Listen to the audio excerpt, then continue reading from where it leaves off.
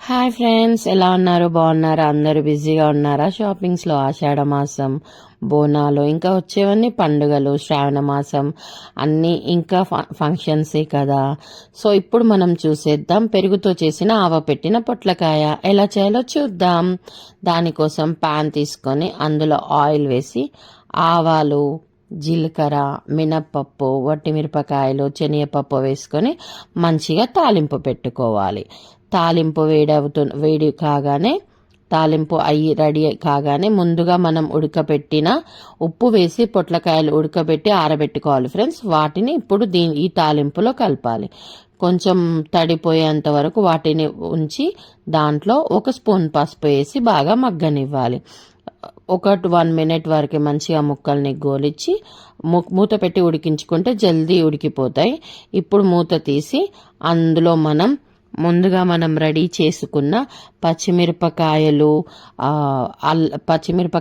అల్లం, ఒక 2-3 వెల్లుల్లి, కొంచెం దొడ్డుప్పు వేసి పచ్చిమిర్చి పేస్ట్ రెడీ చేసుకోవాలి ఫ్రెండ్స్. దాన్ని మనం ఇప్పుడు ఈ కూరలో వేసుకోవాలి. ఈ కూరకు పచ్చికారం చాలా టేస్ట్ ఉంటుంది ఫ్రెండ్స్. 1 స్పూన్ పచ్చికారం వేసుకొని బాగా కలుపుకోవాలి. ఈ పొట్లకాయ వల్ల చాలా హెల్త్ బెనిఫిట్స్ ఉన్నాయి. షుగర్ని కంట్రోల్ చేస్తుంది, డైజెషన్కి మంచిది, వెయిట్ తగ్గాలనుకున్న వాళ్ళకి, ఇంకా డైట్ చేసే వాళ్ళకి కూడా పొట్లకాయ చాలా బెనిఫిట్స్ ఫ్రెండ్స్. దీని బీపీని కూడా కంట్రోల్ చేస్తుంది, ఇంకా శరీరానికి డిటాక్స్గా కూడా పనిచేస్తుంది. మనం సలాడ్స్లో కూడా దీన్ని తీసుకోవచ్చు. ఇప్పుడు పచ్చికారం వేసాం కదా, అది మగ్గగానే బాగా కలుపుకోవాలి ప్రతి ముక్కకు పట్టేటట్టు. ఇప్పుడు మన మెయిన్ ఇంగ్రీడియంట్ అయిన ఆవపొడి, ముందుగానే ఆవాలు వేయించి పొడి చేసుకున్న దాన్ని 1 స్పూన్, ఇంకా మీకు టేస్ట్ బాగా కావాలంటే 1 స్పూన్ ఫుల్ వేసుకోవచ్చు, వేసుకొని బాగా కలుపుకోవాలి.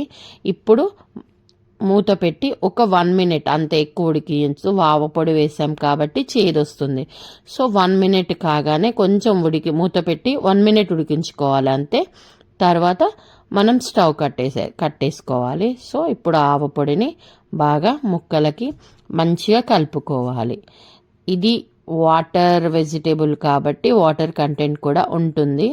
సో దాన్ని బట్టి మనం చూసుకోవాలి. సో 1 మినిట్ అయింది. ఇప్పుడు మనం ఏం చేయాలంటే స్టవ్ బంద్ చేయాలి. స్టవ్ కట్టేసి ఇప్పుడు ఒకసారి మంచిగా కలుపుకొని దాంట్లో మనం పెరుగు యాడ్ చేసుకోవాలి.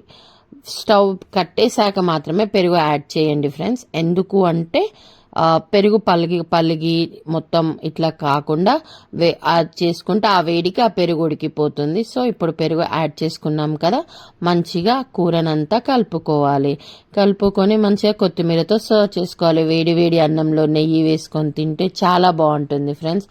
పిల్లలు కూడా చాలా ఇష్టంగా తింటారు. మీరు కూడా ట్రై చేసి ఎలా ఉందో చెప్పండి.